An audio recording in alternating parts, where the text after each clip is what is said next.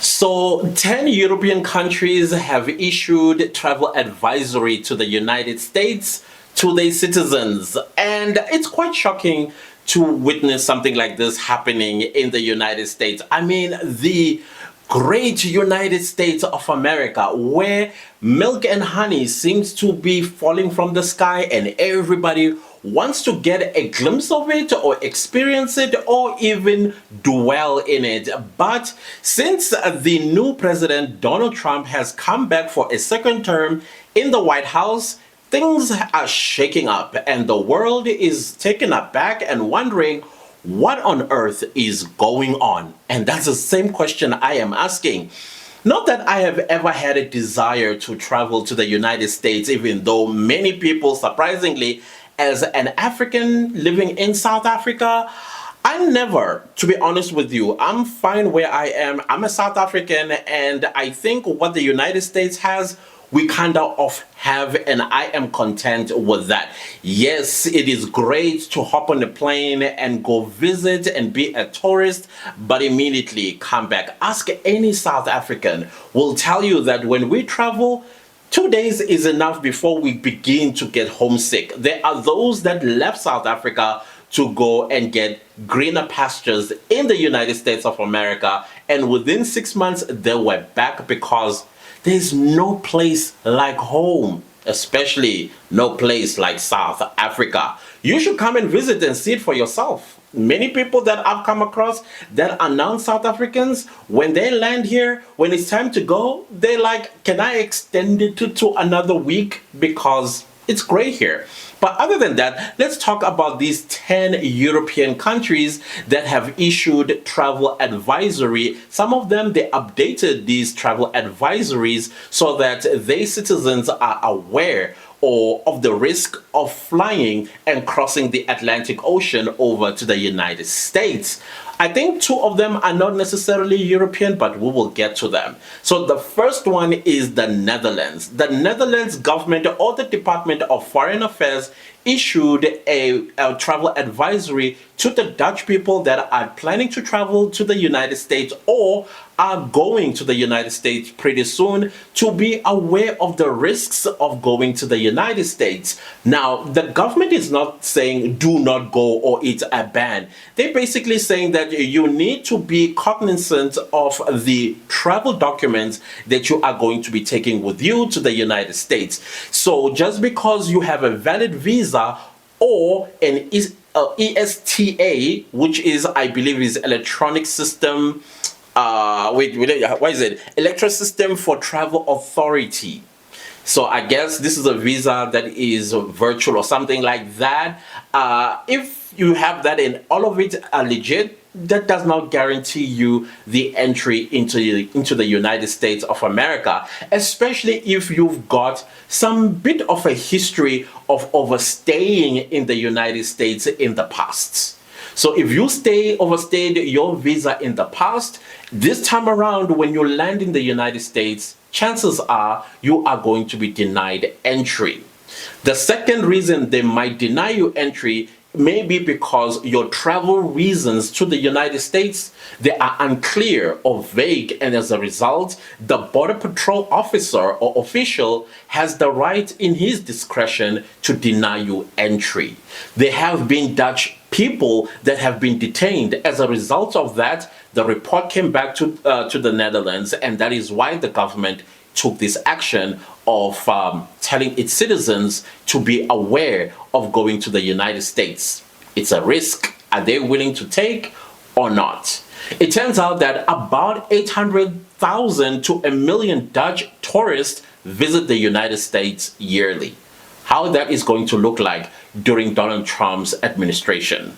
The second European country that has issued a travel advisory to the citizens is Ireland. Ireland, in most cases, the Irish people have a lot of relatives in the United States. This is like descendants of Ireland that went with the Mayflower, is it the Mayflower, to the United States, and most of whom are settled around the east coast of the United States, particularly Boston and New York. And as a result of that, they travel back and forth the United States and Ireland for, I don't know, centuries, I suppose. And some of the Irish people who have relatives in the United States get the United States visa, or ESTA, and they have the tendency of overstaying their visa in the United States. So now, recently, a lot of Irish people have been getting arrested by the border patrols at airports because of the previous histories of overstaying their stay in the United States. And as a result of that, the Irish government decided to give an advisory to say, listen, you are not banned to go to the United States, but you must know the risks of going to the United States, that you may get detained for previous history of overstaying your welcome in the United States. So either you find an alternative place to travel to where there are family members. Of course, I don't know. If you are an Irish person, I would like to know more about this. And the more I was reading about this particular history of people overstaying their welcome in the United States, it tells me that, listen, the laws were taking advantage of by some of the travelers.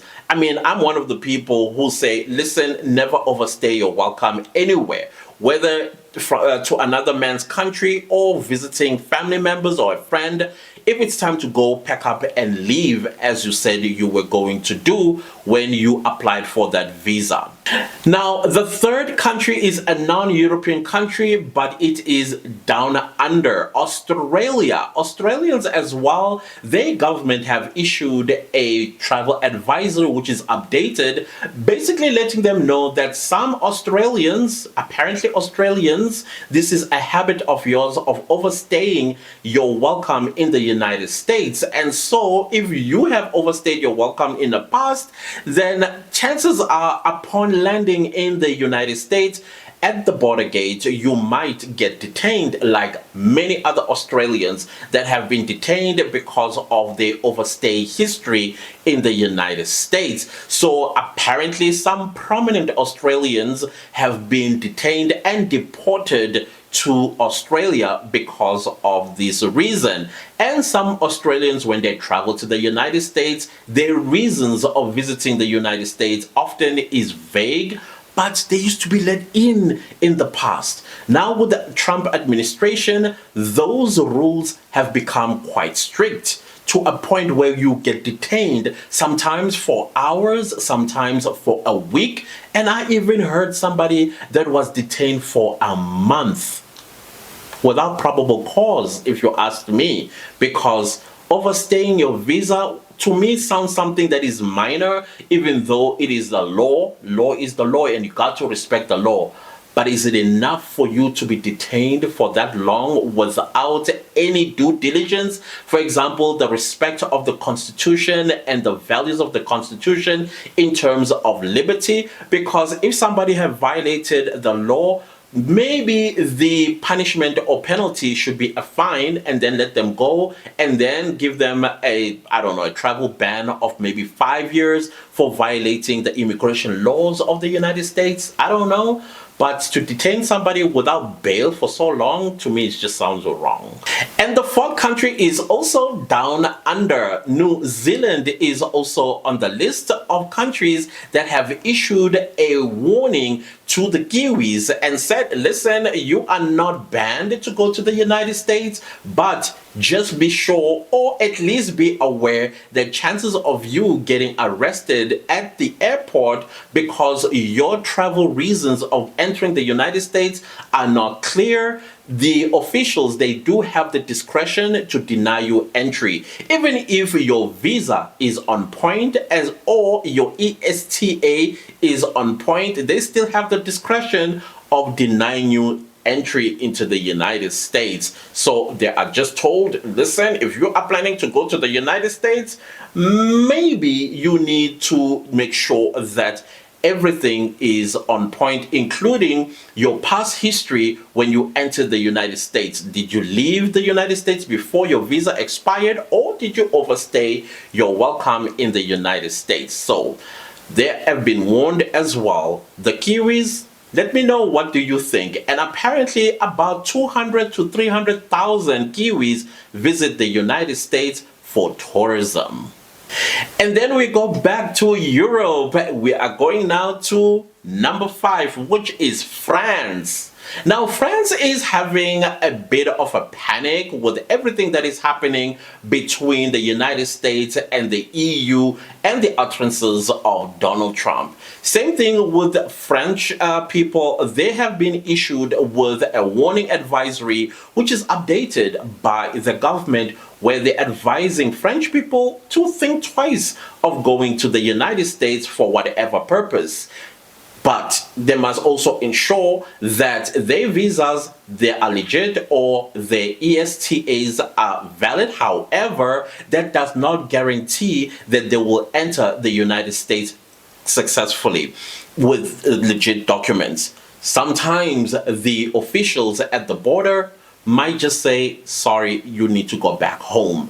So with all the trade wars and war of words between EU and the United States government currently, it's making a lot of French people a little bit uncomfortable planning their trips to the United States because they fear they may not be welcomed. So as a result, they are canceling their flights, their bookings of hotels and excursions and all that stuff that they were going to do in summer in the United States. So it sounds to me that tourism in the United States is going to be badly affected by these advisories from Europe, because these countries that I have said thus far, they are first world countries with buying power that probably contributes trillions of dollars in the American economy.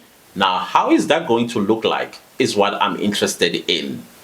Then number 6, which is the biggest shock for me, because this is the most happiest country on earth, Finland.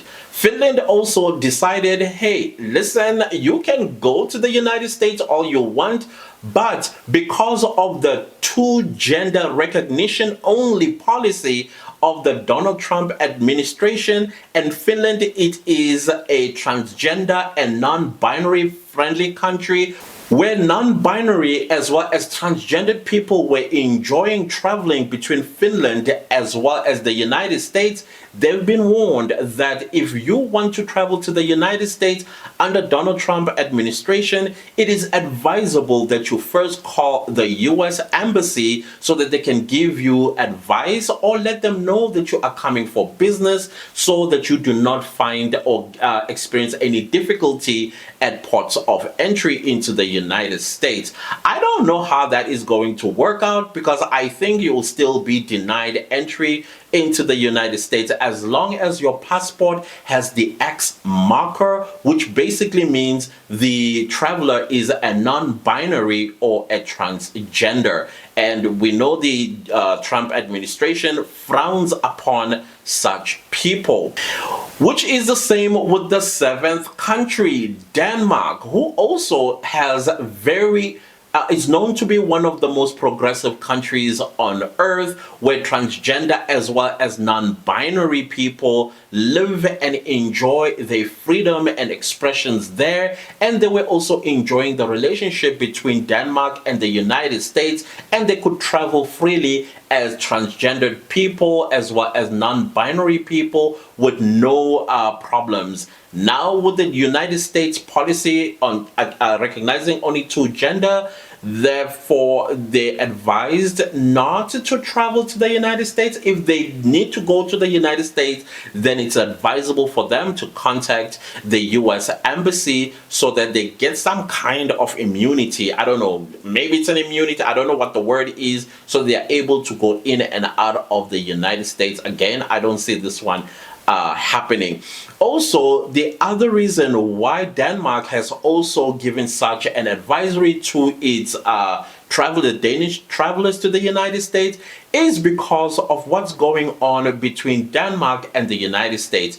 If you remember, the United States wants to annex Greenland, which is the territory of Denmark, and the United States want to make Greenland their territory. And because of that, there is this riffraff between the United States, particularly the Donald Trump administration, as well as Denmark. Of course, Greenland have said it loud and clear to the Trump administration that they are not for sale. So with all of this happening, it is quite interesting to watch how all this is going to unfold. About 800 to a million tourists visit the United States yearly. And it looks like to me, for the next 4 years, Danish people and Greenlanders will not be visiting the United States anytime soon. Then we go to number 3, which is a surprise but not a surprise. This is Canada. Well, you already know that the United States also want to annex the Canada and make it its 51st state. And actually, the President of the United States, Donald Trump, refers to the Prime Minister of Canada as governor already. The gumption. But anyways, Canadians have stopped all travels to the United States, and they did not even need the government to issue any advisory to them, because they're also boycotting anything that is American. That also includes tourism, and those that own houses and businesses in the United States, they are selling them and taking the money back to Canada. The trade wars that are going on, they are quite staggering, to be honest. And I'm quite shocked and surprised that the relationship between Canada and the United States that has been going on for over 80 years, where they did things together, not only as friends, but sisters. It's quite sad to watch what is happening currently. And then number 2 is Germany. Germany also came out to say, listen, our citizens in the United States are getting arrested at airports, and as a result of that, they issued a travel advisory to Germans not to travel the United States without proper documents. So I'm like, without proper documents, what does that even mean?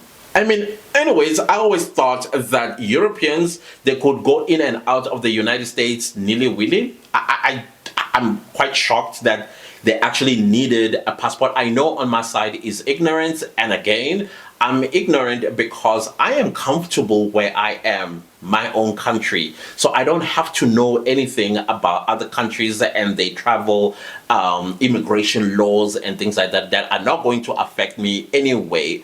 But anyways, it was quite shocking to me to recognize that Europeans have to get a passport, not a passport, a visa to go to the United States, and also have limited days or period to be in the United States. The biggest shocker for me was number 1, the United Kingdom. I thought the United Kingdom, or the British people, they would go in and out of the United States without a visa. But it turns out they need a visa to enter the United States, or an ESTA, and all of these documents need to be valid. And also, British people are learned that they also have the habit, like the Australians and the New Zealanders, of overstaying their welcome in the United States. And because of the very tense relationship between the UK and the United States right now, the British Prime Minister, together with the Foreign Department, said British people need to be careful because themselves, they are getting arrested and detained in the United States for overstaying their welcome previously. So they advised that even if your documents are legit and on point, you could still get denied entry into the United States. So guys, those are the 10 European countries and non-European countries that have issued travel advisory to their citizens because of these unfortunate revelations that are happening currently between the United States. And today we learned that Donald Trump has imposed tariffs on 180 countries, including my own, with 30% tariffs to South Africa, which is quite interesting because sooner or later, indeed, we are going to suffer the consequences of all of this that is happening in the world today. Well, I hope our leaders, they've got some kind of shelter. I know some of you are going to come in my comment section and say some nasty things. Hey, that's you, it's on you. I got nothing to do with me. So I am interested to hear from you in the comment section. What are your thoughts? Well, I think Africa and South Africa, I don't think we are welcomed at all in this current administration of the United States. So I will not be traveling the United States anytime soon. If I do, it will be because of something really, really serious that will take me to the United States. Will I be granted access or entry? I doubt it. But not all Africans, of course, will experience this, because already we've heard some intentions of the Trump administration welcoming some Africans into the United States. Good luck with them and congratulations for being the chosen ones. Other than that, guys, let me know what your thoughts are, and please don't leave the video without liking, sharing, commenting, and subscribing. Who knows, I might have more videos like this one depending on what Donald Trump wakes up on the following day or that particular day, and I will come and I'll update you. Other than that, goodbye.